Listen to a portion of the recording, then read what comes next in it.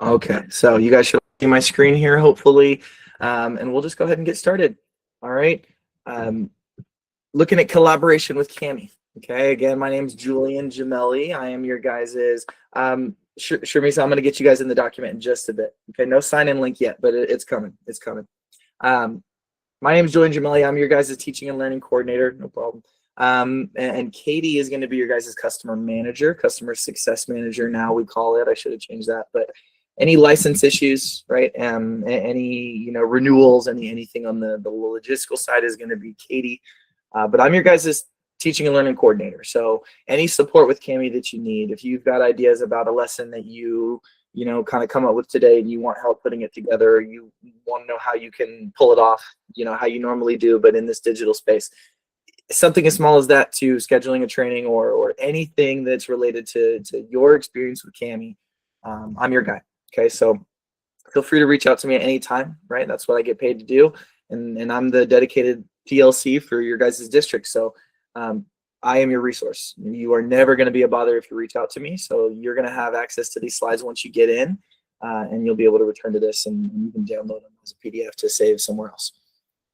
But let's look at what we're going to talk about today, and feel free to throw a hand up or just yell out if something's not working right. But we'll start by just real briefly looking at what we're going to talk about today, give you a little bit more extra information about where Cami is in our current climate. We'll start to look at some warm-ups and how you can collaborate. Okay, one of my favorite things to do in Cami is get my students into one document and get them working together. Get those students that I don't normally hear from, get them talking, or at least contributing their thoughts, right? And then there's also some accessibility things built into that collaborative space that I mentioned a little bit, but we're going to take a look at, and hopefully you guys see some benefit in doing your collaborative activities in that Cami environment. And then we'll move into individual assignments, right? If I'm giving a student an assignment through Cami, what is that experience going to be like for them? What tools are they going to use to help them along the way? And then once it's in Google Classroom, right, we'll take our break at 11. I'll give you guys 10 minutes. And then we'll come back and we will look at, oh, you know what? Let's see. We'll actually stop there. And then what I was going to do with the sandbox session was give you guys a chance, if you wanted to look at the Google Classroom side, right, and actually take a look at, what does it look like to really get into the weeds with class view and giving students individualized feedback. We might have time to touch a little bit on it today, but in our limited time together, just 1 hour, we won't be able to touch too much on the Google Classroom side. But I definitely want anybody that's interested in that to get a chance to look at it. So we will have that time for Sandbox. Really, really amazing stuff when it comes to the class view side, where you can, again, see those students side by side, use the same Cami tools that the students are using, and give them individualized feedback on their documents that they're seeing in real time. Last thing that I'll mention as far as the Google Classroom side is that you can actually change your assignment even after you've assigned it to your students and they're working on it. You can make real-time changes to what they see, what supports you want to provide to them. You can block certain things off if you didn't mean that to give access to it. And I know that I ran into that issue a lot with Google Classroom, as once you assign that assignment, it's locked in place and you can't make any changes to it. But with Cami, you do have a little bit of freedom to make changes after the fact, and that was a game changer for me too. So we'll go over a lot of that in Sandbox if you guys have time. Okay, getting into today, right? I talked a little bit about how, we went from in-person to pure digital, and that did leave a mark, right? In terms of the ed tech integration and how classrooms are using technology. And even though we slowly came back to the classroom, we still see a long-lasting impact on technology being integrated into the classroom and being part of that college and career readiness. And so, rather than just focus on complete digital work like we did in COVID, we're seeing this sort of hybrid model where students are, yes, getting back into the classroom and back into the ways that we want to do things, but there is still that expectation of digital literacy, and now there's these opportunities that we have seen with EdTech that we can provide some really, really amazing accommodations to students using EdTech platforms, right? So that is going to be a big focus that we talk about today. One thing that I love about using Cami is that you don't have to make any changes to the work that you're doing in class. you can take the same worksheets, whether they're digital or paper. You can take the same instruction slides, whether it's Google Slides or Microsoft PowerPoint. It doesn't matter what you're using. You can bring it into this Gemmeli environment. And as I mentioned, you can even stitch it together so that it's all one seamless slide, similar to this, right? So for example, this agenda and these slides were two separate files.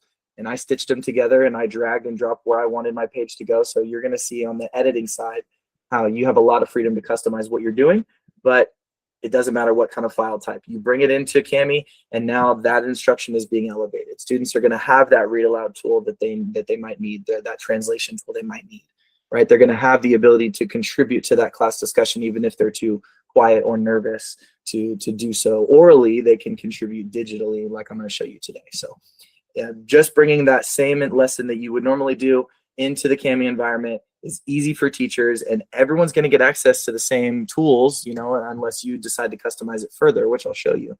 But nobody has a stigma for having these accessibility tools, right?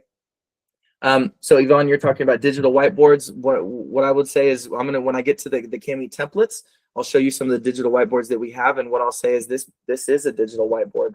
What we're seeing with a lot of math teachers specifically is they use this as their digital whiteboard, their modeling space, where they can show students exactly what they need to do, you know, whether it's step-by-step on a math problem or taking notes or working step-by-step on graphing. You can do all that modeling on this Gemmeli environment, and then the students can have their copy on their end and be, you know, replicating that model. We see a ton of teachers do that method using Gemmeli. So yes, Gemmeli itself can be a digital whiteboard. Okay, so let's get into it. I'm going to go ahead and skip down here, and this is where I'm going to get you guys into the document. So if you could, on your computers, go to meetgemmeli.com/Salinas. meetgemmeli.com/Salinas. And that's going to bring you into this document.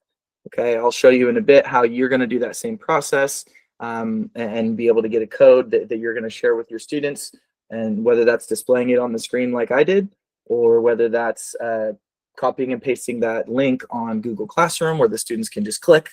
All you have to do is get this code out to your students and get them into this space. Okay, I see a ton of you joining the document here, so I do want to just highlight some things. We've got our collaborator view right up here, and this is going to tell us who's in, right? So I've got about, how many do I have here? I've got about 29 of us in the session, so hoping to see close to that in terms of joining here, and I can see everyone that's online. And what's nice about this collaborator view from the teacher side is obviously you've got that ability to see who's currently online, who might have popped away to another tab. And again, when it comes to just sort of facilitating the lesson is going how we want, this little ability to see who's staying online is nice. We also have the ability here to mute anybody's contributions, right? If I click on, you know, Ava's name, for example, I'm going to mute everything that she's done on the page. So when you have that student who wants to bogart, you know, the discussion of the lesson with things that are inappropriate, of course, you have the ability to delete those contributions, but you also have the ability to really quickly just click on their name and mute them, right?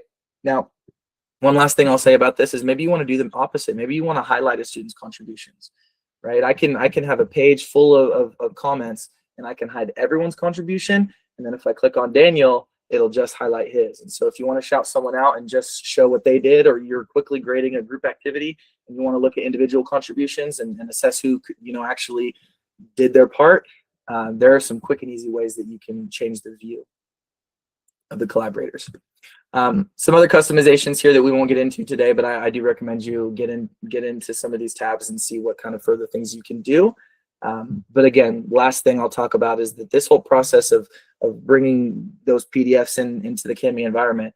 I know I mentioned Microsoft and Google Docs, but Canva and TPT as well, right? If you've got the Gemmeli extension installed, which is really, really important, and if you guys don't have it, you're going to want to click that link on slide 13. Okay, so click that link, install for free on Google Chrome or Edge, whichever one you're using. But I don't know if the district pushes it out automatically, but you're gonna need to have that extension installed so that you can see the integrations that I was talking about, including Google Classroom. Very, very important that that extension is in there. We also recommend that you pin it down, right? So it stays in view. both easy for you and the students, right? If you're a district that has Cami Companion or is going to get Cami Companion, which is another tool that gives you some things to do all over the web, you've got the ability to open that tool or go straight to Cami. But having that extension pinned is a nice place for the students and yourself to be able to quickly go there. Okay, no more talking. Let's go to slide 16, and I'm going to have you guys click on the comment tool. The comment tool, okay, and leave it on text comment for this one. Here's what I'm going to have you do. The comment tool is a really amazing way that you can have class discussions. Now, what happens when you use the comment tool is you've got it highlighted, and wherever you click, that's where a little bubble is going to appear on the page. And then you'll notice on the right-hand side, you'll see a comment box pop up where you can type in your comment. So what I'm asking you here is, out of these 5 movies, which one do you think is the best Christmas movie? And that's where you're going to place your dot. Okay, once that comment pops up, I want you to tell me what classes you're teaching this semester, or what content level you teach. Maybe you teach the same thing every year, but tell me your content that you teach once that comment box pops up, but you're going to click exactly where you think the best Christmas movie is. I'll do the same.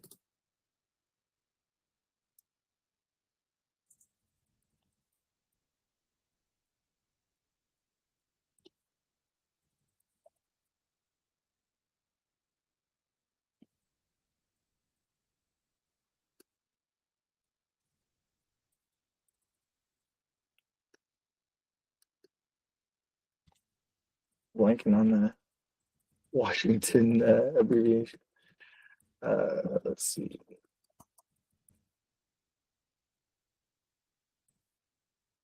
Okay, I'm seeing some of these comments pop in. Very nice. Only 5 though. Let's see if we can get some more dots on there. If you have any questions, take a moment and ask me. Totally fine. But we're clicking on the comment tool and then choosing which Christmas movie is best and commenting which subjects we're teaching. We'll give it about 2 or 3 more minutes.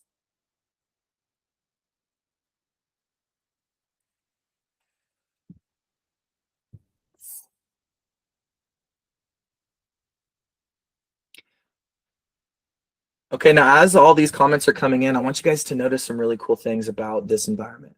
Okay, first of all, I see we've got some ELD, ELA, social studies, more ELD math, AP stats, very nice. I was an AP US history person, so I respect the AP grind for sure. Awesome. And then we have some other comments too. So this is a great way that you can get students into a space and actually get them to start contributing some ideas, right?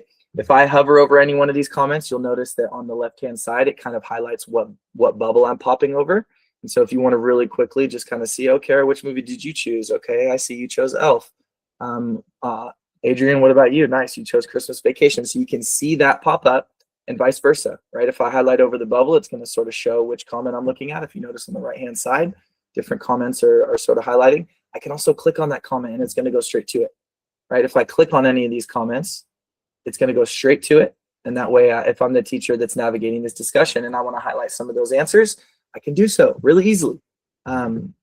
You'll notice as a student and as a teacher, you've got the ability to reply. So you can not only have a class discussion where students are contributing ideas, but you can also have one where they're responding to ideas, right? So maybe I would add in here, go respond on somebody else that chose your favorite movie and tell them what your favorite part of the movie was, right? You can deepen this discussion. And I'm giving you an example that's more lighthearted, like a Christmas movie, but we can imagine what kind of academic class discussions we can have where we're getting more and more in depth because of that reply feature, right? Okay, other things. I want you guys to do me a favor and go back to the select tool and at the very top of the tools, and I want you to click on someone else's bullet and try and delete it or drag it around. See if you can do anything to someone else's bullet. And the first person to either give me a reaction or throw it in the chat, you're gonna win the little race here. Okay, Adrian, you cannot. He gave me the thumbs down. Thank you. You cannot move anybody else's contributions or delete anybody else's contributions, especially not the teacher's contribution, if you are a student. You can do so for your own. So if you're, Adrian or anybody else, you can grab your own bullet and move it around if you want to make a change. You can delete it if you want to make a change. But if you as the student cannot manipulate anybody else's contributions, and man, that was such a big thing for me when it comes to, again, having that collaboration when I would do it in places like Google Docs or Google Slides or Jamboard, right, where things just get so chaotic, especially, you know, if you got a crazy group that loves to you know, make things untenable immediately. That can happen really quickly, but in this environment, it's much more facilitated and much more controlled by you as the teacher. So it's really, really nice for having these class discussions. Yvonne, you're going to go to the comment tool and highlight the text comment. It'll be the default one, so you shouldn't have to do anything else. But click the comment tool and then just click exactly where you want your bubble to go, and then you'll see that text box pop up.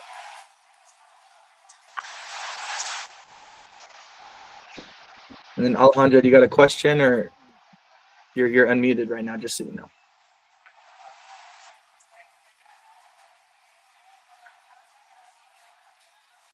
Okay.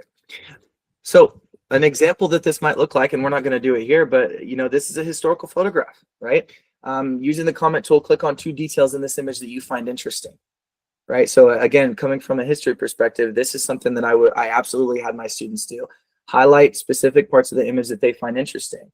Now, again, certain students might have a tough time finding something that they see interesting, but having the other students' contributions really does ignite their thinking, right? If they say, "Oh yeah, you're right, the boat that's over here is interesting," and so I kind of know that's getting the ball rolling. I'm going to point to the weapon that they're using on the boat, right? So we know that students build on each other's learning.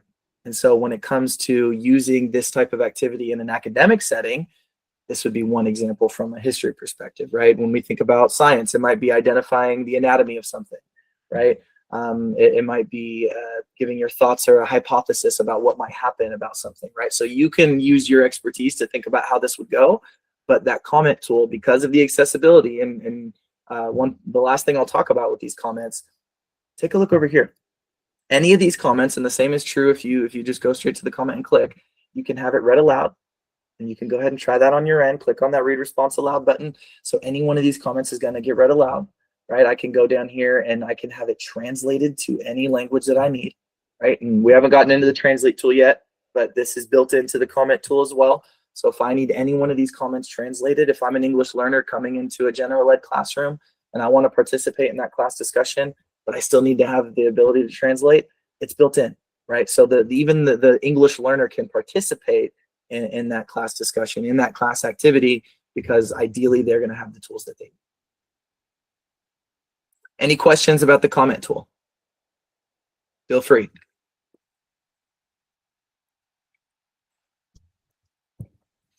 No? Okay. All right.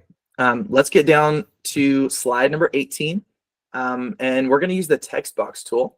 So go ahead and go down from the comment tool and click on text box. It's the same idea as the comment tool. Okay, once you've got it highlighted, anywhere you click, that's where your text box is going to start. And you'll notice that your customizations pop up right at the top. Right, I've got my font, I've got my size. I'm going to drop it back down to 16. My font here, I can go over here and make it clickable if this is a hyperlink and I'm a teacher putting this in, right? Or a student that's doing a project. Maybe you got to attach a link. If this is a math assignment, I've got my formula tool here. But last thing I want to point out before I let you guys go is the voice typing. Right? If I click on voice typing, I give access, staying engaged in the lesson, right? So, well, I cut it off too early, so it didn't get my whole word, but it's recording everything that I say, right? So a student can participate in that class discussion if they have that text to speech, if they have that text to speech feature. And Adrian, I know you're missing that tool. It's a little trick that I'm going to show you guys as far as feature control here in just a bit. You'll get a chance to see in just a minute. So click on that text box tool and click exactly where you want to go, and then tell me what is one challenge that your students face in the classroom. And feel free to customize your settings when that text box pops up. I love to see people pick a different font, you know, change the color, change the size, do all that fun stuff to make this thing, you know, unique to you. And because that's what I would encourage my students to do with the text box tool as well, using those things at the top. So let's take about 1 or 2 minutes and just try to get as many of these as we can. You can do multiple if you'd like, but just give me one challenge.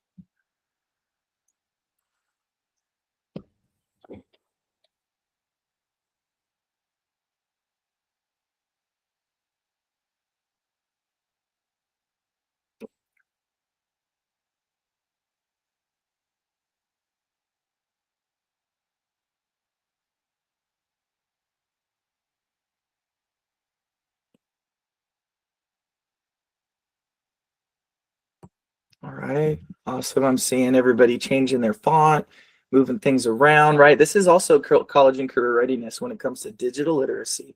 Getting students to become comfortable in these digital environments where they have to collaborate, right? We know as teachers we have to collaborate with our colleagues, and oftentimes it's in some digital space like this, whether it's site-wide, department-wide, district-wide. That's just teachers, right? Most professions, you're going to have some sort of digital interaction where you have to be able to be familiar with these types of tools. And so we're also working on college and career readiness here. Oh, wow. Daniel, I like how you changed the font for all those letters. That's pretty cool.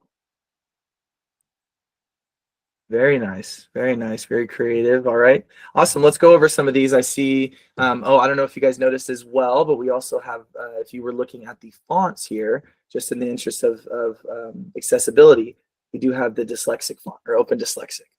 So another thing that's great as far as making sure students have what they need. But I see you guys looking for different fonts. That's awesome. Some other accessibility, features that we have built in is that students can have any one of these read aloud. Just by hovering over it and clicking it. I know you guys don't see this yet. I'm going to show you in just a second, but if you do have the read aloud tool open, you can have any one of these. You can have any one of these read aloud just by clicking on it once you have the read aloud tool or the read aloud tool highlighted. So you'll get a chance to see that in just a minute. But my hope here is that we can return to this slide and have some ideas of how Cami might have helped these issues, right? You're going to see some ways that maybe you've already seen some ways if it's talking about group work or collaboration, how it might be able to help. But in terms of comprehension, in terms of, critical thinking and those types of things, we're going to look at the understand menu in just a second and hopefully help some of those. And so we'll return to this and get some ideas about how Cami might have helped with some of these issues. Maybe you think it solves some of these issues, but we'll see what you guys think. But that is the text box tool. Any questions about the text box tool?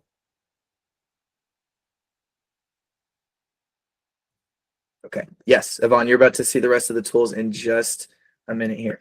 Okay, so in terms of doing this, right, getting students into your document so that they can do something like you guys did with the text box, or they can do something like this with the bullets, right? And maybe this is a would you rather question where you're choosing one side using that bullet. You can do all different types of things with those bullets, but in terms of getting your students into that page, you're going to want to do just a couple small things, right? Bring your file into Cami using the Cami dashboard, and I'll show you in just a second. You've got some options of where you pull your file from, but you're going to just bring that file into Cami. You're going to upload it to your Google Drive over here. It'll have you choose between either Google Drive or OneDrive. So once that's uploaded to Google Drive, you're going to go over to the share button. And this is a very similar experience to a Google Doc, right? Where you got the share button where you're going to sort of edit the permissions and then get that link. Okay, so I'm going to go to share. And this is the link that I converted into the meetcami.com/Salinas. Meetcami is like a way that we can have short URLs to make it easy on you guys, but you would be giving them this code if you wanted them to type it in. Right? If you have a way to make short URLs, you can, take this code and make it shorter, but you could copy and paste this straight onto the page using a text box like I did, right? Copy and paste with a text box, or you copy and paste this link and you just post it on Google Classroom. But again, that's just for the collaborative space. I'm going to show you guys how you can post individual assignments through Google Classroom. It's very quick and easy, but if you want multiple students on one document where everyone has access, all you got to do is set it up and then give them the code. Okay, feature control. Feature control is where you are going to limit access to the tools to your students. So you see that all you guys have access to is the select tool and the comment tool and the text box. And you can see why. I went ahead beforehand and I unchecked all these. So think about the customization that gives you as the teacher, right? Maybe I don't want them to have the dictionary tool because I'm going to be asking them some definitions in my assignment. You leave it unchecked, right? Maybe I'm assessing their English proficiency and I don't want them to have the translate tool. You leave it unchecked, right? You get to be the driver behind this environment and fully customize what your students see. Okay, and similarly to what I mentioned about class view, you're not locked into this, right? As you can see, I set this up beforehand, but I'm going to go in here and I'm going to go ahead and just turn all the tools on for you guys. When I hit confirm, you'll see that update. couple little things I want to mention here is we also have the ability to turn off copy and paste, which is huge when it comes to plagiarism and sort of stopping that in its tracks. We can turn on or off spell check, the ability for students to add pages. You can turn off voice typing. You've got some additional features here, but I'm going to turn all the tools on. And then if I hit confirm, you guys should see everything update on your end. And now you should see all of those tools. Let me see a flood of thumbs up in the chat if that is the case. Awesome. So again, you can do this as many times as you want. Go in there, take away tools, go in there, give tools back.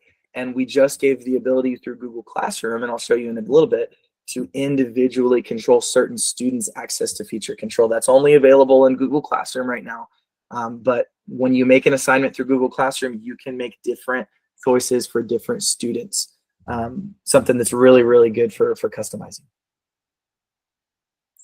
Okay, now I want to get into an actual individual lesson. Before I do, any questions on that collaboration piece and how you can actually get your students into a document? I have a quick question. Yeah. So is there, and maybe I missed it, but is there a setting so that students don't see the other comments until they put in their own, or no? There's not. Okay. There's not. Yep. Nope. The only way that you could do that is what you could do is you could hide all of the contributions just as a whole. And then I think that would actually be the way that they could do it is the students would still be contributing their own comment, but they would only see the rest of them once you unlock it using the show button. Okay, thank you. No problem. Okay, I want to get into the individual stuff. I was hoping to have a little bit of time to give you guys a chance to look at the Gemmeli library, and we still might. I just want to make sure that we spend a decent amount of time on the understand menu and giving you guys a chance to mess with it a little bit. So I'll just really quickly show you guys the Gemmeli library. This is our template library where you can find tons of different things that you can bring into Gemmeli. And just like anything else, you can stitch this together with the curriculum that you are doing in class. You can stitch this together with your direct instruction slides. And so you can really customize what you would like to do, you know, sort of blending what maybe templates that Gemmeli has to offer with some things that you've already used before or things that you found online. Okay, so I encourage you guys, again, I'll try to squeeze in some time for us to go in here and look at it, but you've got the ability to customize your subject, what type of activity you're looking for, and then your grade level. So, you know, even if I just go to learn Gemmeli and isolate that, these are all, you know, one-pagers that give either practice on using the Gemmeli tools. So this is a great place to, you know, get your students familiar with using these tools and what they do, but it's also just useful information for you to go in here and start learning a little bit. But we also have a training hub that you have a link to in these slides. So we'll see if we have time to get back here, but the Gemmeli library is a super valuable resource in terms of finding things that would go well with what you're doing. And you can always bookmark them really easily just using the little bookmark here. And then you can go back to your collections and go and use them later. So you don't have to jump right into a lesson just because you see something that you like. Okay, let's get into the understand menu, okay? Again, the idea behind the understand menu was to give students a suite of tools that will fill in the gaps, that will help them with contextual knowledge, prior knowledge, push them in the right direction so that they can accomplish the task that you're asking. Okay, this is how we use AI. This is not an AI where a student is going to hover over a math question and it's going to say, hey, here's the answer and here's the steps to do it. What it's going to do is remind the student what the task is and sort of remind them the things that they need to be thinking about as they try to attempt to complete that problem, right? And I'll show you what that looks like. Right. I also went over some of the other tools, the translate feature, which we'll go over, the ability to look up definitions, have things summarized if we're looking at a complex text or we're just looking at something that is difficult to understand. Students can use that. And then lastly, the releveling and adjust tool, which changed the difficulty of a reading passage. All of these are not intended to make the assignment easier for the student, but rather give the student what they need to you know, give that equitable access to curriculum. So that is the intention behind the tool. But the beauty of it is, again, you have that feature control in the share button or when you go to make that assignment to where, hey, you know, for this particular lesson, I'm going to go ahead and turn that tool off, depending on what you want to do. Okay, let's get started. Let's start with the Understand menu tool, dictionary tool. This one is super, super simple to use. If you've got the tool highlighted, all you have to do is hover over the word that, oh, you gotta make sure you do the whole word. Hover over the word that you want, and you've got your dictionary definition, right? If I'm an English learner, this is an amazing tool because I also, and even if I just have a lower reading level, this is an awesome tool because I have the pronunciation. Google Meet doesn't share my audio, so you won't be able to hear it from my end. But you guys, if you're following along with me, try it out. Right, hover over a word with the dictionary tool, and then click on that read response aloud, and you'll see that you do get a very clear reading of that word. And I'll jump back over to the read aloud tool to show you how you can customize the voice that you have. But it should be a very nice, natural sounding voice. You know what? Why don't I just do that really quick? Because you guys might be stuck on the default voice, and I want you guys to see what we have. I'll jump back over to the Understand menu, but the Read Aloud tool is something we've had for a while, but we have improved it, right? If you go over here to the little voice, you might be on default, but if you go to settings, you'll see that we have a ton of different natural sounding voices that you can test out that the students love to be able to pick from, and they might pick a different one every day, but they love the ability to go in there and pick something that they want to hear. And it's not that digital robot voice that they can only stand for 5 minutes, right? They can change the speed of it. Many of these, they can even change the pitch. And so giving the student the agency to customize their experience is something that really helps, retention. But that being said, when you do make your choice of whatever voice you have, when you use the Understand tools and you use the read response aloud feature within those tools, and we saw those in the comment tools as well, it's going to be that same voice that you chose in the read aloud. Okay, so dictionary tool, super simple. Highlight over the word you want. You got your definition. You can have read aloud, the word read aloud. And right now, we have over 200 languages for all the other translations, but in terms of making sure that dictionary translations are accurate, right now we just have Spanish. But the dictionary tool is something that me as an AP US history teacher, I would actually have them do it as part of the lesson, right? If I give them a source and I want them to find 3 words that they don't know, and then, give me the definition in the side as like part of our annotation, the dictionary tool is perfect, right? But it can also be there for a student that needs it as a support. So nobody is put on blast for having these tools, but they're useful for everyone. Picture dictionary is same idea, except this gives you a picture instead of the definition. And so when we're thinking of, association with definitions to words, this is something that really, really helps low reading levels and English learners to be able to not only, get that word, get it read aloud to me, I can even get that definition, but really locking it in with that visual aspect is something that we found to be pretty, valuable for students to have, just as something that helps them whenever they need it. Right? Think about how much time it would take for them to go to a separate tab, Google the word water or whatever the word is, and then go find a picture that might help them connect to it. Whereas here, they can go ahead and do it just like that. So Sharmi, so we have various in the translate tool, which we'll just move on to the translate tool. We have various forms of Spanish that you can see in here. So I think hopefully we have the one that you're looking for. Yeah. The translate tool is very simple to use, similar to the dictionary tool. You highlight over the range that you want, and then you let go, and there's the translation, right? So yeah, we've got 2 different forms here. I'm not sure which one you're looking for, but hopefully one of those works. But we've got over 200 different languages here that you can choose from, right? I know that I came from a district that had a really high Middle Eastern population, and so having these languages was super, super important for those students because they had their third-party tool that maybe they used, but it was cumbersome and they fell behind because they couldn't, keep up as fast as everyone else, and it kind of is a demotivator when you have something that is there but is hard to use. So giving the ability for students to have that translation built into the platform is really awesome. But what's even better is we also have some accessibility features built into all of these tools. Okay, so when we are looking at the read response aloud, and again, you won't be able to hear this on my end, but I can hear it on mine. And this is the one caveat I will say about what I mentioned about choosing your chosen voice. It's not going to use that same voice for Arabic. It actually has a specific voice for Arabic. Same with Spanish and many of the other languages.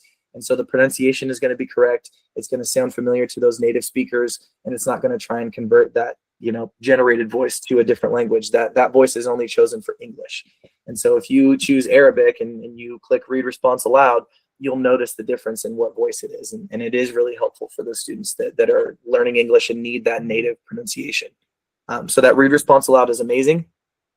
The next one that I think is great for both teachers and students is the create comment from response, right? If I click create comment, that translation is now stuck in the margin, and I'll do that again so that you see what I did. I highlight over my translation I need, and then I hit create comment, which is the middle button here, and it sticks it in the margin. Okay, now imagine if I'm a student and I'm using that translation, and now I want to go and complete these questions, right? I don't want to lose my translation, and now I have to go and do the translation 3 times and read it because I know it's going to go away, and then try and go and remember what I thought. Whereas now I'm sitting here, I can go to text box, I can answer this question, and that translation is still there. So it's a really great way for both you as the teacher, if you want to do this preemptively, right? If you know you have a lot of Arabic speaking students or Spanish speaking students, you can do that translation beforehand, right, of the whole article. Oops. Sorry. Oh, it's because I'm on text box, not translate. That's why. Right, so I could do the entire article and then stitch it to the side beforehand, or the students can just have access to that if they choose, if you choose to give it to them. But if you want to turn translate off, but give them a version of the article so that they just don't have free access to go around and mess around with the tool everywhere, then you could do that, right? The feature control is a great way for us to do something like that. The last thing I want to show you about the translate tool, because this is a really awesome way that you can make a separate copy of a reading in another language. Okay, the last button we have down here, read response aloud, create comment, is copy to clipboard, right? If I copy this response to my clipboard, now this is all copied, and I can either go to a Google Doc, or one trick I like to show people is cami.new.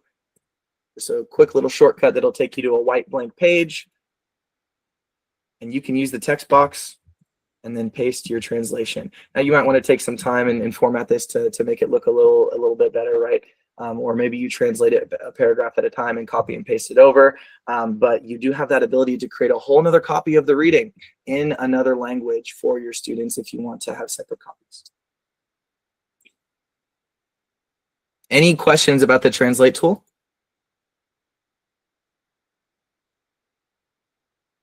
Adrian, you said, is there a teacher pacing feature so students don't skip ahead? There is not. So that is one thing that I would like to see us do as well, is create the ability for us to lock things in place.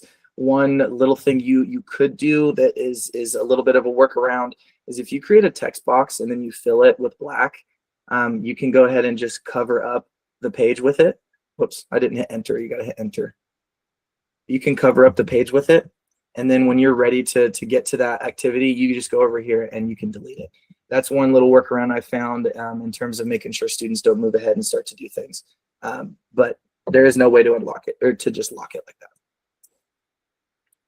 Okay, let's move on to the next tool, the explain tool. This tool is amazing. What it does is, again, tries to take what's being fed into it and really give the students some more things that they can think about, what they might be forgetting from prior knowledge that might help them understand this question, or even just breaking down the wording in the question to make sure they understand what's being asked, right? So if I take the explain tool and I hover over this question, how did the weather phenomenon during the Dust Bowl impact farming? Very easy question for AI to answer, right? If I put this in ChatGPT, I could have a beautiful response. But in Cami, let's see what it does. Well, we want it to be in English for this. Okay, so to answer this effectively, you'll want to think about what was the weather phenomenon of the Dust Bowl. Consider the environmental conditions that define this period. What was happening that was so unusual, right? How does farming typically rely on weather? What do they need to grow successfully? So what can we connect between the weather conditions and what farmers need to be able to, think about how it affected it? So none of those questions told the student anything about what the right answer was. But what it did tell them is think about these things. What do you remember about the Dust Bowl? What do you remember about the weather that caused that time period? What do farmers need to be successful, right? These are probing questions that we'll see no matter what we feed into this tool, to where the goal is not to give them the answer, but to ask them the right questions that they might need. And the same thing goes for the translate tool. We can have it copied to a clipboard. We can have it created into a comment if we want that stitched to the side, if the student wants those thoughts stitched to the side so they can continue to be, thinking about that, or they can have it read aloud, right? And if they create a comment from it, they can still have it read aloud. They can then go and have it translated, right, into any one of those languages they need. And so all of those accessibility features are built into everything else. I'll show you guys on another example, but any questions about the explain tool and what its intention is? Any thoughts about it and maybe pit holes you might see in it, or any ideas you have here?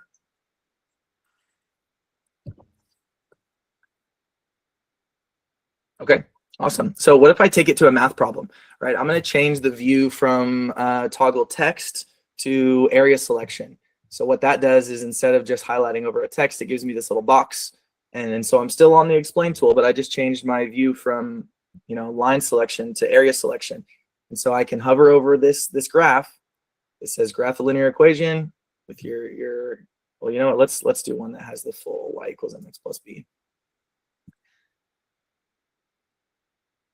Okay, so it's telling us what components of our graph we have: the x-axis, the y-axis, and then it gives us the equation. Again, it doesn't tell us where the line should be drawn, but it does help us remember, what does y stand for, what does m stand for, x, b, all those things. What do they stand for in this, and what does that mean in relation to this problem, right? And so we're reminding them, rise over run, telling them to draw the line, but nowhere in here is it going to show them where that line goes or tell them exactly where they need to put it. And so again, this is going to be a tool that you turn off. But this is something that is very, very helpful for students to be able to, rise to the occasion of that question that you're asking based on the support that they're getting here. No lockdown browsers from you then. No lockdown browser. Yeah. Okay. So let's see here. What do I want to show you guys next? The last thing I'll show you for the explain tool is it also works on images, right? If I hover over this image of the Dust Bowl with that caption, I could do it with or without the caption, but let's look at the amazing things it's able to notice here. So, there is some questions here, but I haven't even asked any questions yet, right? Right now, it's just a photo with a caption. And so it's breaking down the caption, right? Well, first of all, it knows what's in the picture, right?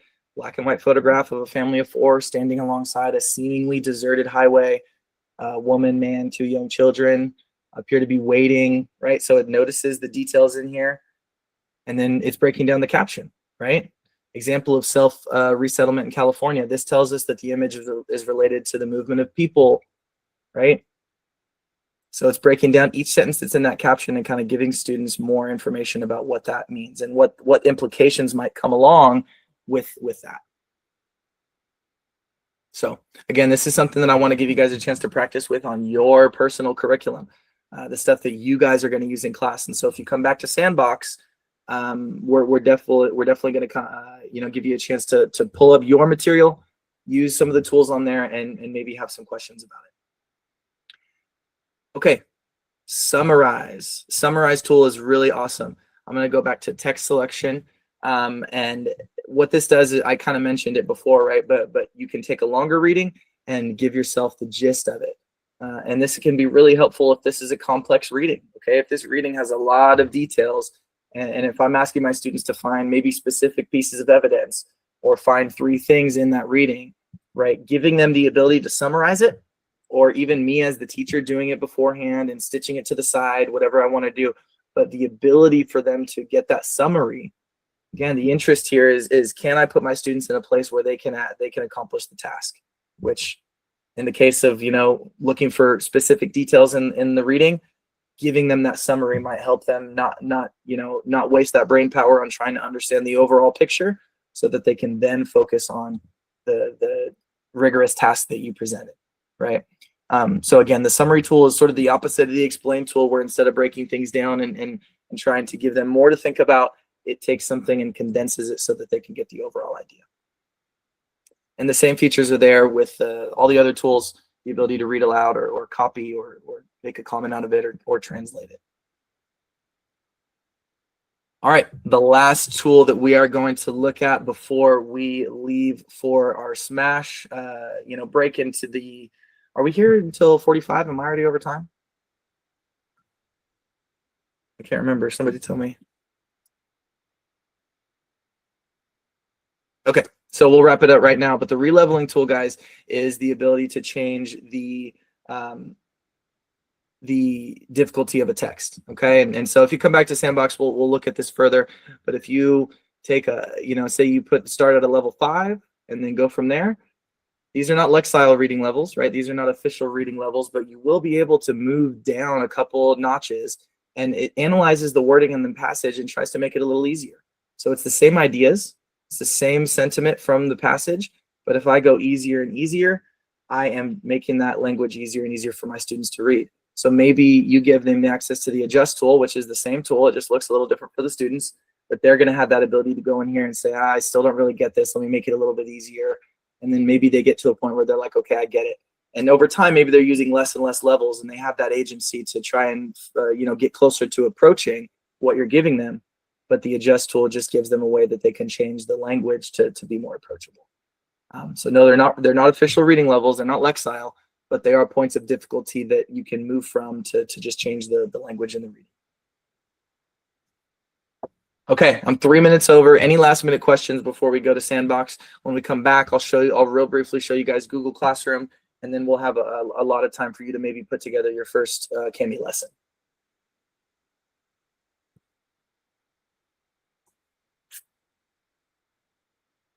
Okay, let's go to break, and I'll leave this window open, and I'll see you guys at 11 o'clock.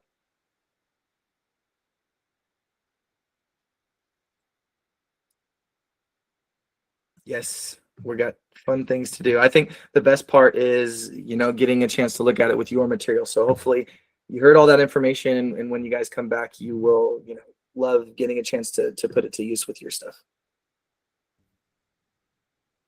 All right, I'll see you in 11 minutes. All right, we got it's 11 o'clock. We'll give it about 30 more seconds or so. Let everybody get in here. Let me start seeing the thumbs up flood in. Let me know you're back. Back in action here. Kara, Scott, Rosette, Shamiza. Awesome. Magdalene. Demi, I see you. Amy, I see you. Uriel, thanks. Renata, Deirdre. Awesome. All right, Karen, I see you too. Awesome. Let's get going here. What I'm going to do, Lauren, I see you too. So what I'm going to do is show you guys, we'll do 10 more minutes of training, and then, we'll have about half an hour or so to give you guys a chance to practice it on your own. I want to show you guys the process of, you've seen what Cami can do from a collaborative standpoint, right? Bringing your students into one place. You've seen what it can do on an individualized standpoint when it comes to using the understand menu for students to get more accessibility, using the read aloud tool if they need that accommodation. And then of course we know all of the classic annotation methods that we could do with the marker and the text box and the highlighter and all the other stuff, throwing shapes on the page. That's good too. What we're going to look at now is, okay, I know about that. How do I bring my material into Cami, and how do I assign it into Google Classroom? So the first thing that I want to do is show you, how do you bring your file into the Cami environment? Now I told you that, and I'll show you two things here. I told you guys that when you have that extension installed, you are going to see the Cami button pop up in a lot of different places. So that's one way that you could bring things into the Cami environment. So for example, if this is the worksheet I want to do, I've got open with Cami under this button here, right? Sometimes you'll see it right here. Instead of Acrobat, it'll say Cami. Now that'll bring you directly into the Cami environment like we have similar to our session, right? It'll just bring that file right into the Cami environment. And so you'll see that also exist on Google Docs, right? That Cami button is right at the top of the page here, and you can bring it into the Cami environment as well. And so you'll see this Cami button above your Google Slides, your Google Sheets, your Microsoft OneDrive files. You can bring it into the Cami environment using that button. That's totally fine. What I'm going to show you guys is, if I'm looking at cami.app That's the home page. If you click on the extension and you click Open Cami, it's going to take me to the same place, cami.app. That's why the extension is great. It pulls you right into the home page. You know, and of course, if you have Companion, you really need the extension. But having that extension integrates you with Google Classroom, gives you that button on top of all your Google Docs. But if you want to open it through the cami.app dashboard, here's how it looks. Got your options. I'm going to go to Google Drive. The file that I'm looking for is in a different folder, so let me go find that folder. Okay. So I'm just finding the file I want, right? This is the Boston Massacre activity that I've got from online. So that's all I did, right? I went Google Drive, I found my file, I opened it up, and here I am. I'm in the Cami environment. Now, again, I haven't assigned it to anybody yet, but what I'm going to do before I assign it to my students is I'm going to add some supports to it. One thing to note is that you'll notice at the top of our other session, or at the top of our Cami session, the folder, excuse me, is Cami Uploads. That's the default folder. So anytime you make something in Cami or open something in Cami, it's going to save automatically in the Cami Uploads folder, and then you can use this to move it around. You can go into your Google Drive and move it to whatever folder you want. So I've already moved this one to my US History folder. I mean, that's where I pulled it out from, so it shows that here. Now, when you make something brand new in Cami, and no matter what it is, it's always going to go to that Cami Uploads folder, just so you guys know where it's at. But let me add some supports using the same tools, and this is kind of where it's really nice from the teacher side, the kind of things that you can do. So first thing I'm going to do, and I'm looking at a primary source here from the 1700s, so this is obviously a history reading. I'm going to add some supports that remind students what we need to do when we're looking at these types of activities, right? We do them all the time, so they should know by now, but as we know, they don't always. Whoops. So I'm going to go to comment. I'm going to go to text comment, and I'm going to click at the top of the page, right? This is the same thing we did with that collaborative activity.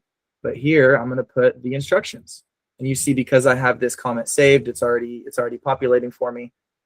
And I'll show you how to save that in a minute. But I've got the underline key information, or sorry, highlight key information, underline quotes, circle and define words you don't know. The students can have that read aloud. They can translate it if they're an English learner, but they've got the instructions embedded in the side as a comment, right? You guys following me? Give me a thumbs up if everybody's with me here. Awesome. So that's one thing you could do, is provide a text comment that provides some more support, provides some extra information, maybe gives them some reminders of what they need to do. That's one way you could do it. You could also do an audio comment, a voice comment. This is really great, and students can use this as well, right? So if you allow them to submit their answers this way because of an accommodation, or they want to participate in the discussion that way, or this is part of their project, they can use that voice comment as well. But I'm going to use this one to sort of remind students what they're going to do with this beginning part. This is the context, right? So this kind of puts the students in the mindset of the document before they read it. So I'm going to give them a reminder of what we need to do when we're reading this. So I click on voice comment, and same thing, I click exactly where I want it to go. Okay, students, remember that when we're reading these context sections, we want to know the who, what, when, where, and why. So now the students also have that audio comment. They've got my voice, right? They've got my voice reminding them of what they need to do with this beginning contextual section. And that can be really nice when it comes to subplans, or even just providing a familiar voice for them inside that document, and making sure that your students always have those reminders, and you don't have to keep repeating them over and over and giving students low scores because they're forgetting it. You can provide those supports here. Okay, the last thing I'll show you before we assign it is you actually have the ability, I'm going to go to YouTube for a second, to input some media directly onto the page. All right, so I'm going to go to YouTube. I'm going to find a video on the Boston Massacre. I'm going to get that URL, and I'm going to go down here to add media. So you've got some options, your Google Drive, your computer, your OneDrive, but I'm going to go to YouTube. You've even got graphic organizers that you can put it straight on the page here, a bunch of different ones. So if you've got a reading with some empty space at the bottom and you want to throw a graphic organizer right on the page, use the Add Media tool. But I'm going to go to YouTube. I'm going to paste my link. And now I've got my video. I'm going to insert it. Now I get to choose where it goes. I can change the size so it doesn't take up too much space. And I'm going to put it right in the corner. So now if the students want an overview of the Boston Massacre before they read this, complicated, complex source, they can get that refresher right here on the page. And so I've given them some supports on the assignment to where they should know exactly what's expected of them. And I've given them some prior knowledge that they can activate beforehand if they need to. Okay, so that is what I would recommend as a good starter, is just trying to figure out what kind of supports can I add on to this document. Questions about that? Okay, now you can have these comments. I think I'm not sure. I don't think I mentioned this yet, but you can actually save any of these comments to your annotation bank, so that if you notice, I hit save and now it's asking me to put a name to it. And so now if I want to use that recording over and over, I've got it right here. So every time I have a primary source activity, I can go to my annotation bank, I can grab this voice comment, and I can throw it right on the page so that I don't have to re-record that statement every single time, but I can still provide that support. And that's true for any comment. Pretty cool. Okay, let's get this on Google Classroom. So if you've got the Google Classroom extension installed, you're going to see this Cami assignment button. Cami assignment button, right? So that's a little bit different from using the regular Google Classroom button, because if you use the regular Google Classroom button, this one, you're not going to get the teacher benefits that Cami offers. You got to use the Cami assignment button. And it looks very similar to the Google Classroom button, right? You've got your title. Whoops. You've got your title, and then you can go into your drive and go ahead and find that file, right? And set your due date how you want it. Put it to a unit if you got a unit set up. And yes, you can go in here and customize the feature control. And like I told you guys before, now that I'm assigning on Google Classroom, I can go not only whole class, but I can go individual student. And I can change what features my students have on an individual basis when I'm assigning to Google Classroom. Okay, so I like how it looks. These are the tools I want them to be able to use. I hit confirm, right? Presumably I've got my file uploaded. I don't want to make you guys wait for that. So you hit assign, just like you would with Google Classroom, and it gives you the assignment just like this one here, right? Boston Massacre primary source. It's going to give me the file that I chose. It went to all 3 students. Now, here's the difference. Let's see. You're going to have, now you can do 2 different ways. If you're opening the full assignment, you got the class view or the edit assignment button here, but you're going to want to click on the open with Cami button. Now, again, if you just assign the PDF like normal, the students can still open it in Cami and maybe use the understand menu, but you're not going to get this open with Cami button where you're going to get these awesome benefits. And let me show you what they are.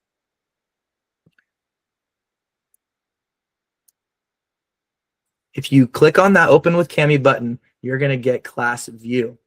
Okay, now class view gives you the ability to look at your students all side by side as they're working through the material. So this is the same assignment I just assigned, right? I've got my supports here. You guys can see that on everybody's page, but now I can see everybody's work individually.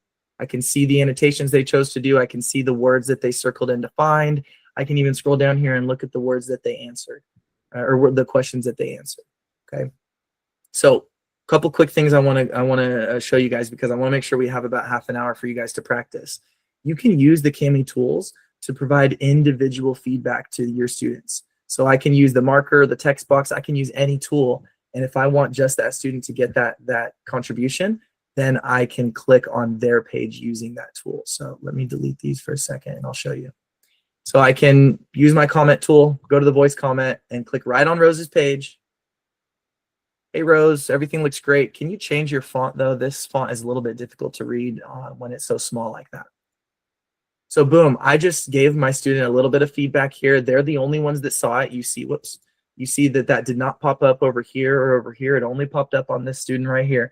And so you can go through all your students and just drop in and give them feedback, right? Tell them that you like the annotation that they did. Give them some positive encouragement on the direction that they're going. You can use any tool here to click on their document and provide them with some individual feedback. Last thing I'm going to show, and then we're going to move on to give you guys practice. You'll notice that I click this little toggle at the top. I'll go back to class view for a second. But the other benefit you get from assigning through Google Classroom is you get this little edit assignment button. And so you can be toggling back and forth between your class view and your edit assignment button. If I click the edit assignment button, it's going to take me back to my original document, but I'm going to be able to make any change here, and I'm going to be able to update all my students, right? So if I say I don't want my students to answer number 7 and number 8, I'm going to use that same feature. I can't remember who it was that asked me about locking certain pages, but this was my fix, right? You take a box and say you forgot that you don't want students to answer number 7 and number 8, but they're already working. You can go in here and take that box, put it where you want it. And again, this is true for any change, right? I can add a YouTube video. I can put these comments on here after the fact. I can circle around a certain part of the reading to sort of tell students, hey, this is where I'm suggesting you go to. Anything you want to do, you update those changes. And then if I go back to class view and I scroll down to number 7 and number 8, there's that box. And it's now updated for everybody's document. And I can go in here and delete it for some. Say I'm designing like an escape room where only certain students are going to access it at certain points. I can go in here and just take Stacy's away. And so now she can't answer number 7 and number 8. So you're still at the driver's seat here, but you can completely customize or make changes to your document even after your students are working on it. Thoughts, concerns?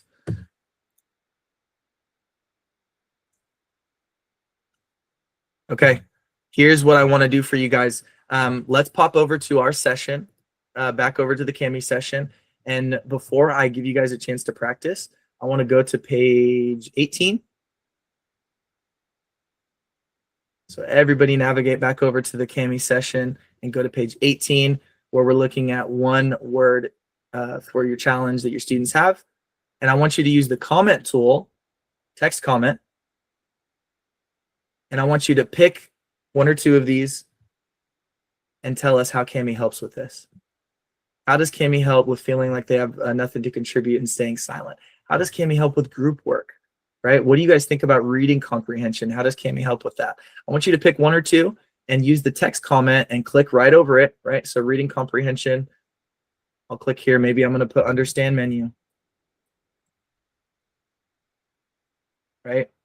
I want you guys to give me some ideas about what Cami solves with these class issues. So let's take about 1 minute, and then I'll set up your guys' practice.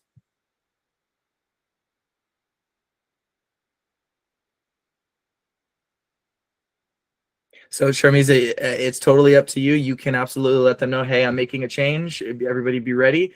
Or you can surprise them with it, right? Maybe sometimes that's part of your lesson is you hide something that they weren't expecting, or you put something on the page that they weren't expecting.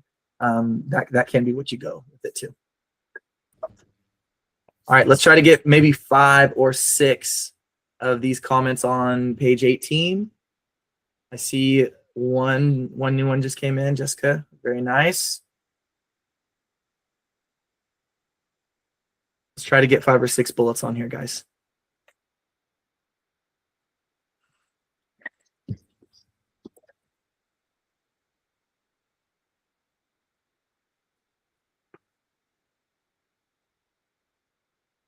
So comment tool, and then just pick one of these issues that you think Cami helps with.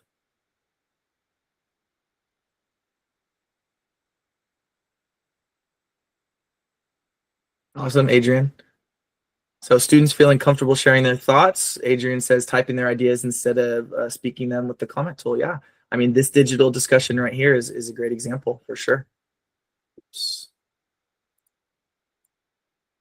That's why.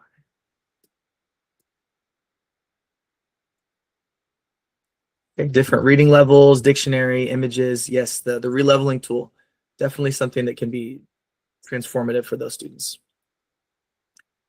Input from class that might help develop their own ideas. Absolutely, right? As I was sort of talking about with the historical image, as you see some of your students' ideas, it might spark some for yourself.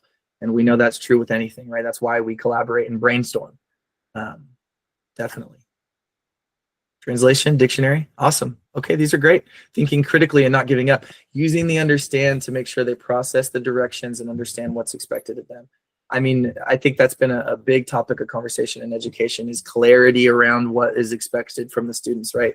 Oftentimes students don't complete an assignment correctly or as much as well as they could have, simply because they didn't understand, you know, what they should be doing or what that looks like.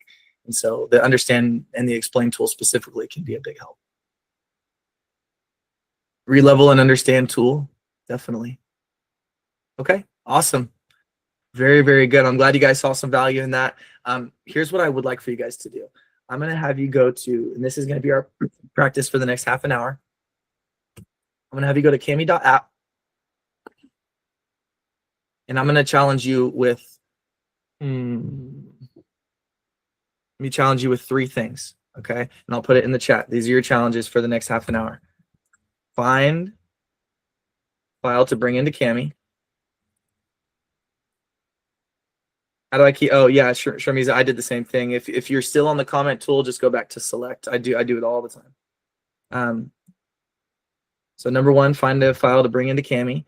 Number 2, add 3 supports to the document. So that can be a video or a comment or any kind of instruction. It can be anything that you want. And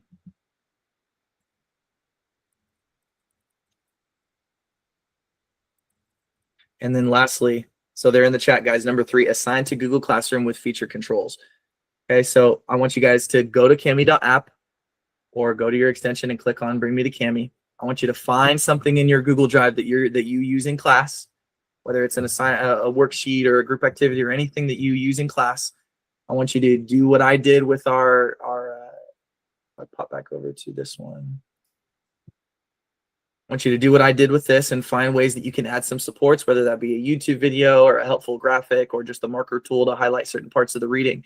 I want you to add 3 supports to your page, and then I want you to assign this document to Google Classroom using the Cami assignment button.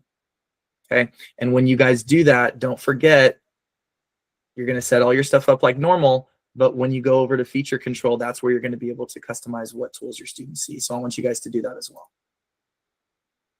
So that is the task for the next 30 minutes. This is a great place to start to get both you and the students familiar with this, because once you assign this, if hopefully you actually do let your students go ahead and complete the assignment to see how that goes, you're going to get a chance to look at class view and maybe even save something that you want to add to the assignment after the fact to see how that whole process goes as well.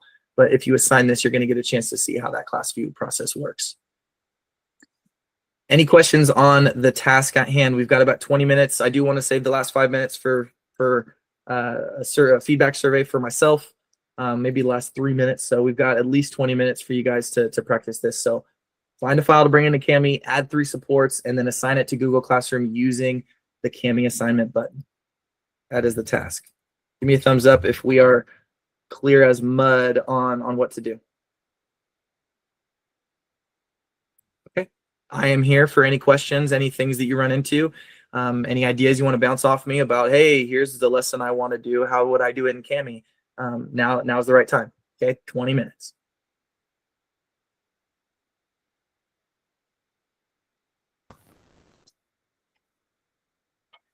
Yeah, so question, Julien.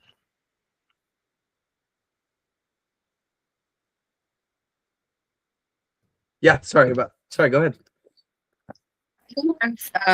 Opportunities in the classroom, and so I'm wondering how I might be able to get some of those same type of features that you were mentioning, like being able to see the work that my students are doing, like their annotations or things like that, or how they're answering questions, if that's possible.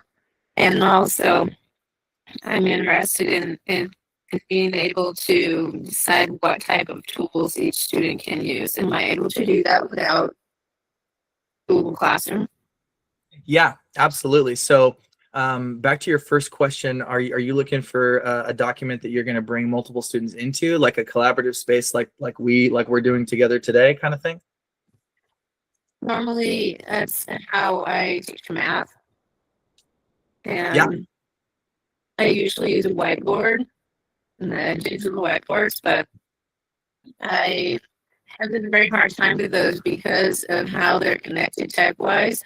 I have to toggle a lot between my computer and my whiteboard, and a lot of times it gets disconnected and it's kind of frustrating. And so I was trying to find another solution, which is, I guess, my main reason for being here today. Yeah. So here's how I recommend you do the whole digital whiteboard thing. You're gonna pull the file from your Google Drive. So I think I have a math example. So go to your drive and find what you want to use.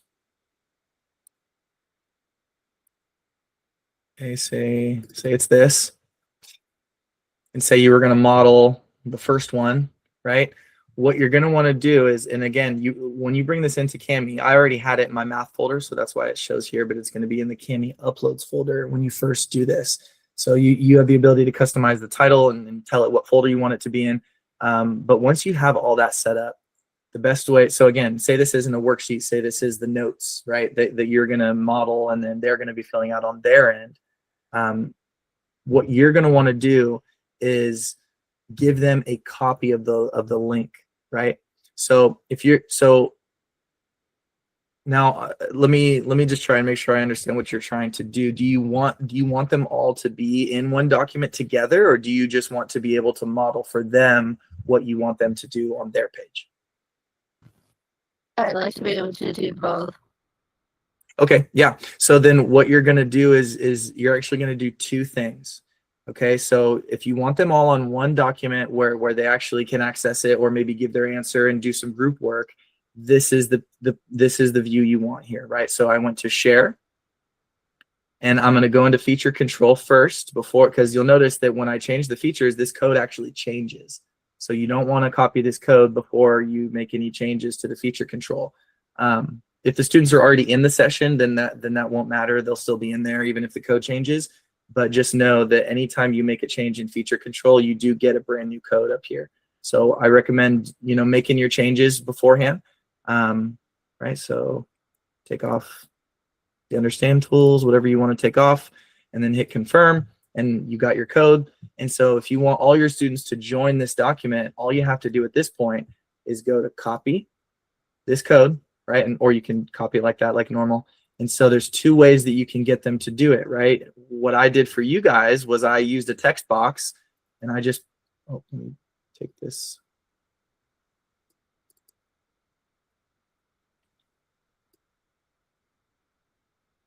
Right, I just put the code right on the screen like that. And again, like I told you guys, I had a way to make the URL shorter, so that's why you have the meetcami/Salinas. But this would be the code you would share with them, and then they could type it in on their computer, or you wouldn't have to make a Google Classroom assignment necessarily, but what you could do, oh, sorry, let me jump back over to my teacher account. But what you could do is go to Classroom and then just put the link on Google Classroom as like material, right? So there's no assignment yet associated with it. But if you like title it Class Notes 1/8/25 and you just put that link in there, then everybody that clicks that link is going to be brought into the document. Okay, I'm sure that way. As I said, I don't have an ability to use Google Classroom. Okay, so then yeah, I would just stick with the method of pasting it on the screen and then letting them type it in, and you can clean it up. So you can delete the HTTP part, and then I don't even always tell people this because it might even make it more confusing, but this isn't case sensitive. So all these capital letters could be lowercase, but you could just leave the code like this and then say, okay, everybody go here, and that would bring them into the shared document. Now, what you would want to do, if you wanted everybody to get their own copy, you would do the same process that I showed you, except before you give them the code, you're going to switch this to create individual copy. And again, you can go into feature control and change those features. And then you're going to give them this code. So the first code that I gave you was on editor, so that's going to be the collaboration one. But if you want everybody to also have their own version of the page that they can fill in the notes, then you could maybe write the word, class activity right next to this one, and then individual. Right? Maybe you don't want to do both. Maybe you're only doing one of them, whatever you want to do. But it's just about how you set it up in the share menu before you give them the code between editor or create individual. Does that make sense? The first one's for collaboration. The second one is for individual. Right, that makes sense. So then when they have an individual copy, how am I able to see what they're doing? So you can't get to, you won't be able to see class view without Google Classroom. So the only you're gonna how what they could do is download the PDF and submit it to you somehow. You know, I'm not sure what your normal method is for getting digital work, you know, in your hands if you're not using Google Classroom. But unfortunately, the only way that you can get class view where you see everybody side by side is if you have Google Classroom because of that Cami assignment button. Mm-hmm. Yeah. So unfortunately, there is no way to get this view without Google Classroom right now. And what about the whiteboard? So the collaborator view, that would be my solution to the whiteboard, right? So what I would do is say, okay, even though all my students are joining this document, this is my master copy, right? And so I'm going to model on this page on the screen using the tools.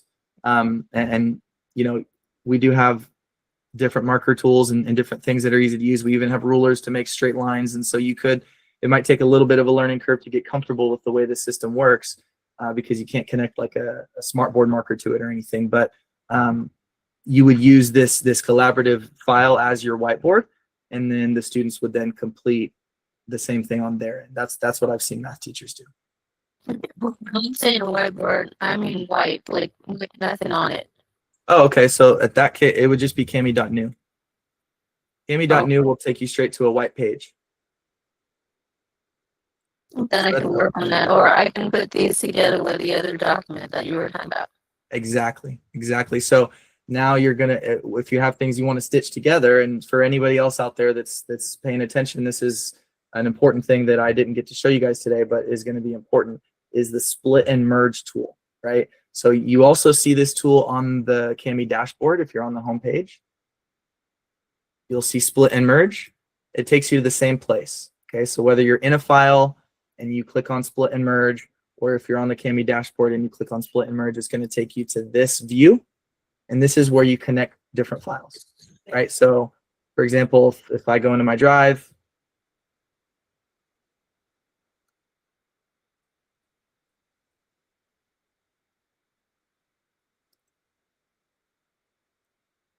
and say I want to connect the Dust Bowl primary source with this Dust Bowl slide set. So my direct instruction with my activity, right? This is just an example of two things you could connect. And you can see here, one's a Microsoft PowerPoint, one's a PDF, so the file types don't matter.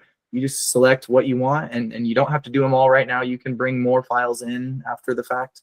I'll show you how that's done, but let them both upload.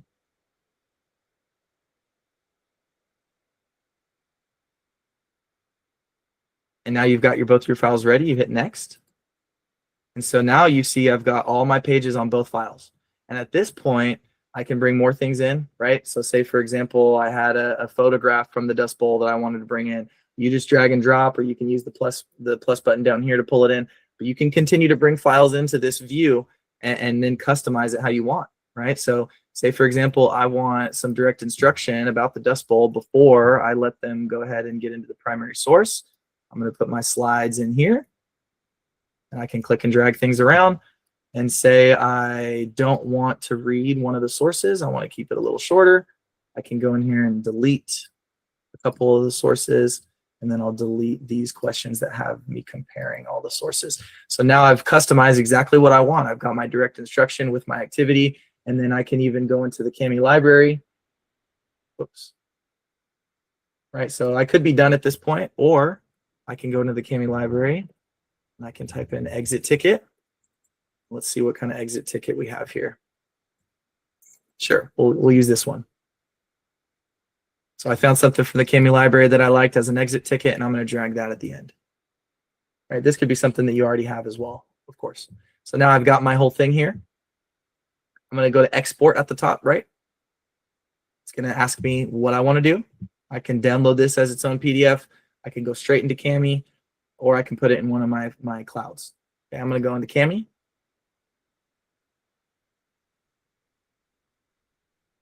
And then it's done. I just hit open in Cami. And now you see my customized lesson is in the Cami environment, ready to either share as a collaborative activity or post to Google Classroom. So if you took your blank page and you did a whole set of notes, and then you wanted to attach that to something else like this assignment, or like a set of readings or anything, you would just use split and merge and then pull those files in and drag them how you want and then save. And it does it exactly how you want. Yvonne, I think you were the one asking that question. Does that answer what you were looking for? Thank you. I think I'm gonna have some play time to work with that, but that really helps. Thank you. Yeah, no, absolutely. To be honest with you, split and merge is a tool that so many people in the education industry use just as their own PDF editor because it's so easy to move pages around and delete pages. And so even when I'm having district meetings, there's a lot of admin that use Cami just for its PDF editing skills or abilities rather. So it is something that is super useful, but it does take a little bit of time to get familiar with. But just know that any combination of files, you know, being stitched together as possible and split and merge. It just takes getting used to.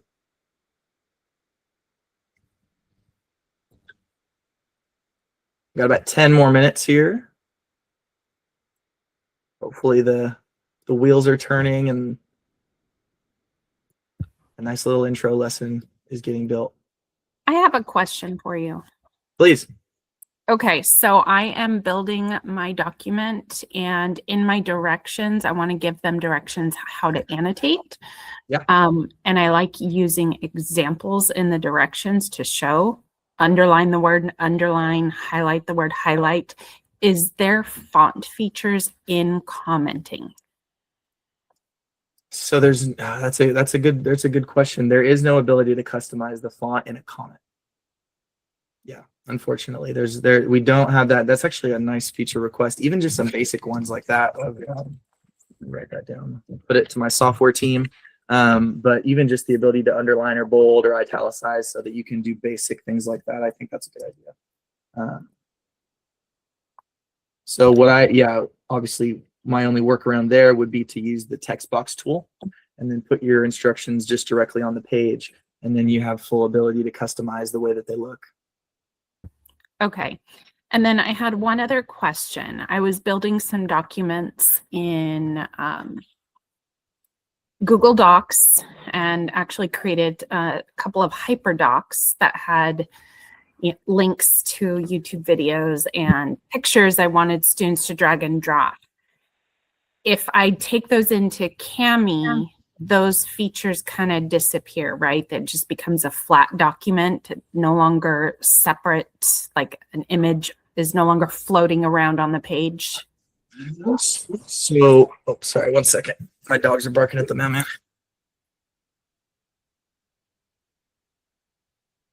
So, now you're referring to if you do a bunch of annotations on Cami and then you try and take that PDF somewhere else. Is that what you're referring to? Like, are all those annotations going to still stay?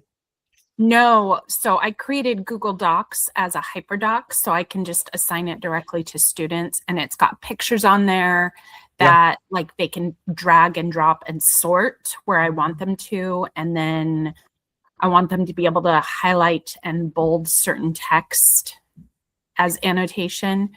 When I take it into Cami, is it no longer a document? Is it just considered now just a PDF that can't be edited? Yes, okay. That's correct. So the text on the page is not going to be able to be changed necessarily. Now they do have annotation abilities, right? If we go into the markup tool, there is the underline, the strike through, the highlighter. So if that's what you're looking for, they will be able to manipulate the text in that sense of being able to annotate it. Okay. What I would say in terms of your manipulatable pictures, you can you will need to get rid of those. What I would recommend, get rid of those photos from the Google Doc before you bring it into Cami. And then if you go to add media and then you go to your drive or your My Computer and you add those pictures into the file, you'll get the same effect where the students will be able to move those photos around. Okay. Could I just copy and paste? Like if I take a screenshot of a picture, could I copy and paste it directly into Cami, or does it have to come through one of those portals? So I would test it out. I believe that if you just drag it directly onto the page, it's then flattened as part of the document.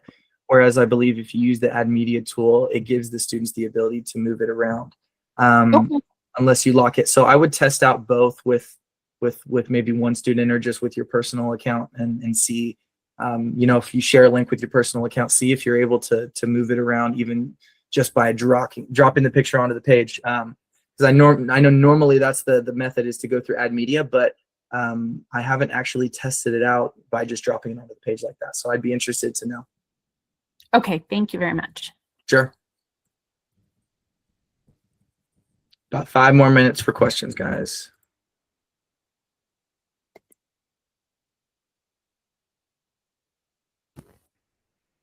I also am curious about how it is I can't see any comments that others made in the when we were looking comments. I can only see mine. That is strange. Did that update for you or no? No. Oh, that is really strange. Anybody else having that issue where they only see their own comments?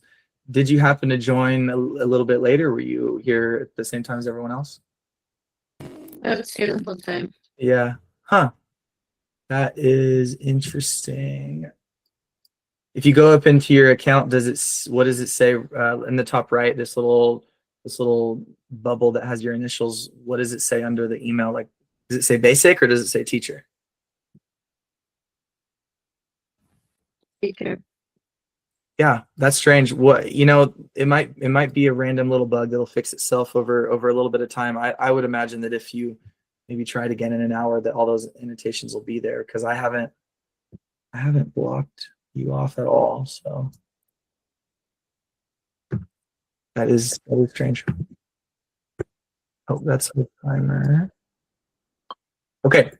So hopefully you got a chance to play around with the lesson building.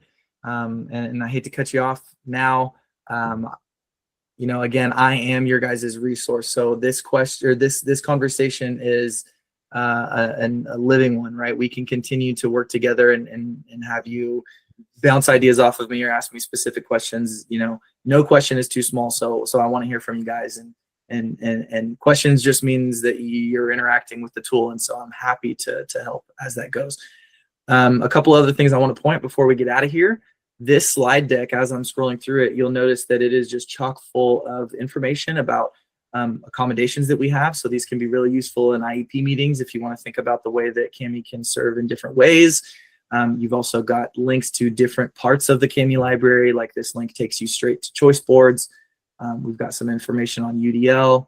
And then you've also got your Google Classroom resources. So if you want to learn more about the Google Classroom stuff, but just any Kami training stuff in general, the Kami Help Center and the Kami Training Hub are really, really dense databases of articles about all different types of ways that Kami is being used. So you could just type in collaboration or Google Classroom on that page, and you'll find a ton of different articles where you will likely be able to find your issue.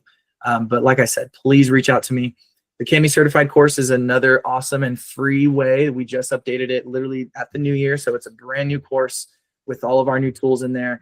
You get the little email badge, and you're part of our certified crew of Kami heroes who's helping spread the word about this accessibility space that we've created. So please, feel free to do those certified courses. And then lastly, if you guys could do me a favor, go down to page 48 of our slide set. It's the very last page. And if you're on the select tool, you can click the link, that kamiapp.com/training feedback.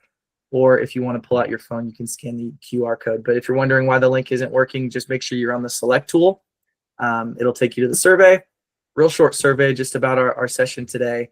And then when it asks you about what session you attended, let's just call this one Kami for Accessibility. Kami for Accessibility. So totally appreciate the feedback. Appreciate the questions you guys had. And I love this whole SLAM system that Jen set up. So you guys are going to have Kami as well tomorrow. Avra is going to go into questions AI, and she's going to show you guys about assessments. We have some amazing abilities to convert existing questions or create new ones from your file. So she's going to go into some of that stuff tomorrow. So there's even more to learn about Kami if you want to join that tomorrow as well. but please go to the last page and complete that survey for me, and give me a thumbs up if nothing went wrong and you're ready to say goodbye.